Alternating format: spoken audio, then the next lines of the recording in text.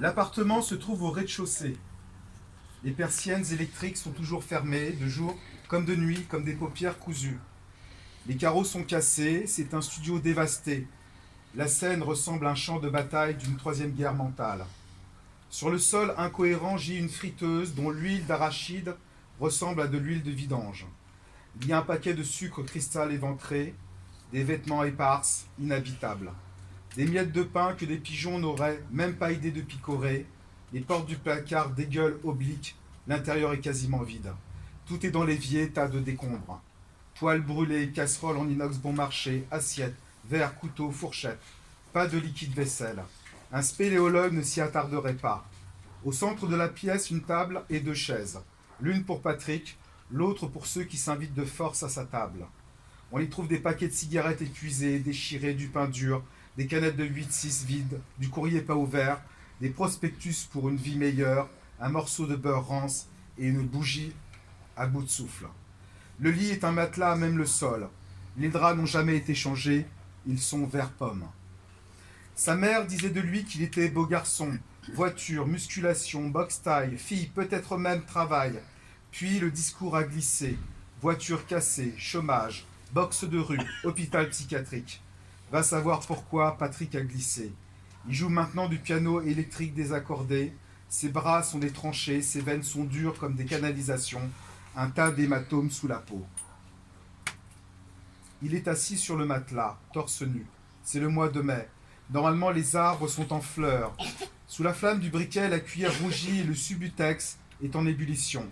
Il a ouvert le kit de survie, Steribox, Love. L'aiguille aspire le liquide chaud lentement, tout devient lent. Le temps lui aussi devient liquide.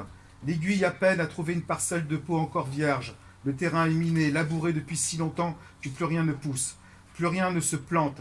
Et pourtant, encore une fois, l'aiguille s'enfonce lentement. Le liquide doucement se propage. Moment de douceur.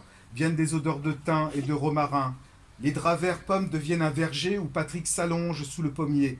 Le plafond, à la peinture écaillée, devient gris argenté. On pourrait y voir des poissons volants. Le corps se desserre, se détend, il est chaud. Les voix se taisent. La guerre s'interrompt. Les persiennes s'ouvrent et laissent entrer le chant des oiseaux et le rire des enfants qui jouent dans la rue. Tout est calme, beau, apaisé, enfin. 20 minutes de repos sur le ring de la vie. Patrick s'endort au volant d'une Ford Mustang décapotable verte métallisée. Il est seul sur la route. Cette route n'existe pas. Le vent s'invite dans ses cheveux. Cette route n'existe pas, je vous dis. Et pourtant, il sent le cuir chaud du siège. Cette voiture n'existe pas et pourtant, il met l'autoradio. Smoke on the Water de Deep Purple. Cette vie n'existe pas et pourtant, il sent son cœur battre sur le riff de guitare. Patrick n'existe pas, n'habite pas à l'adresse indiquée, n'habite pas son nom de famille. Son père était une chauve-souris. Vous comprenez? Comment comprendre quand on a perdu le mode d'emploi? Patrick s'endort. La salle de concert est pleine, la foule rugit comme une fourmilière.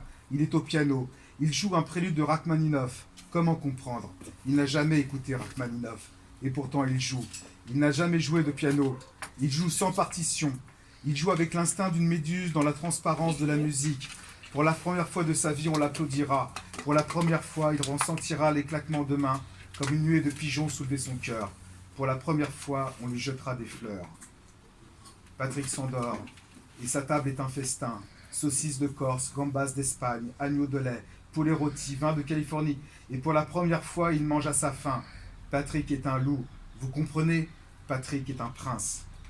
Patrick s'endort et l'ardoise de ses doigts dessine des larmes de craie au passage d'une femme aux lèvres délaissées. Ses lèvres trouvent enfin un asile. Mélanger son âme avec celle qu'il a toujours aimée, Stéphanie. Vous comprenez, Stéphanie n'existe pas. Il l'a rencontrée au lycée technique, il n'a jamais osé l'embrasser, il n'a jamais avoué. Il a mis cet amour dans un sac de ciment, touché ses lèvres, ses seins chauds, enfin. Puis les odeurs de thym et de romarin petit à petit s'estompent. Les persiennes se referment, les rires des enfants s'éloignent, le ventre commence à avoir faim, la Ford Mustang cale, le piano se désaccorde, les lèvres sont sèches, ça sent l'huile de friteuse. La voix de sa mère recommence à l'insulter. Patrick ne se réveillera pas, vous comprenez.